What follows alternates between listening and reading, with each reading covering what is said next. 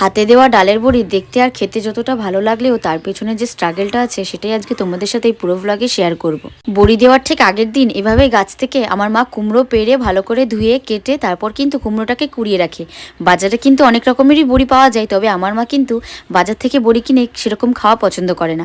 তাই তো আমার মা বাড়িতেই প্রতি বছর শীতে বড়ি দেয়, তাই তো এবছরেও দিচ্ছে।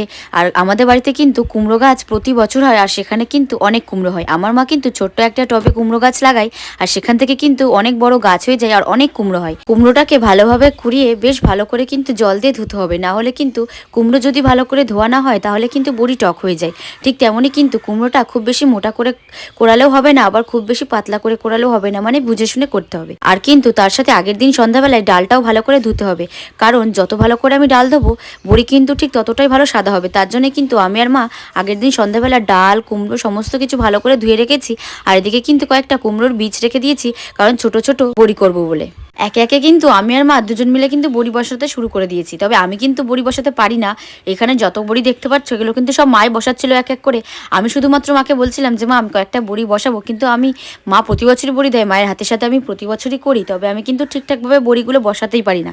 একটা বড়ি যেই না বসাই সেই দেখি বড়িটা শুয়ে পড়ে, মানে আমার ঠিকঠাক হয় না, আবার দিই আবার তুলে নিই, এরকম করতে করতে কিন্তু আমার বড়ি ঠিকঠাক হয় না। সমস্ত বড়ি এখানে মাই দেয়। আর বড়ি দিতে গেলে কিন্তু খুব সকাল সকাল ঘুম থেকে উঠে বড়ি দিতে হয়, না হলে রোদ চলে গেলে আর কিন্তু হয় না।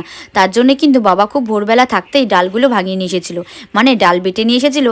এরপর কিন্তু আমি আর মা কিন্তু ভালোভাবে ফাটিয়ে বড়ি দিচ্ছিলাম। বড়ি দিয়ে উঠতে উঠতে কিন্তু প্রায় 12:30 বেজে গেছিলো, মানে তখন কিন্তু আর সকালবেলা ব্রেকফাস্টের টাইম ছিল না।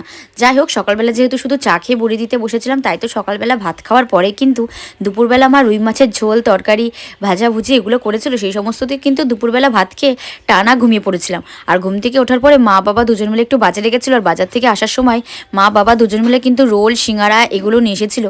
আর আমার কিন্তু রোল ভীষণই প্রিয়, তার জন্যই কিন্তু আর বেশি দেরি না করে রোলটা খেয়েছিলাম আর একটা পাঁপড় খেয়েছিলাম। আর এটা হচ্ছে তার পরের দিনে সকালবেলা, মানে বড়িগুলো হালকা শুকিয়ে গেছিলো, সেগুলোই দেখাচ্ছি যে আমরা কতগুলো বড়ি দিয়েছিলাম। তাহলে আজকের মতো ভিডিওটা এই পর্যন্তই। আর আজকের ভিডিওটা কেমন লাগলো জানিও, ভালো লাগলে একটা লাইক করে দিও।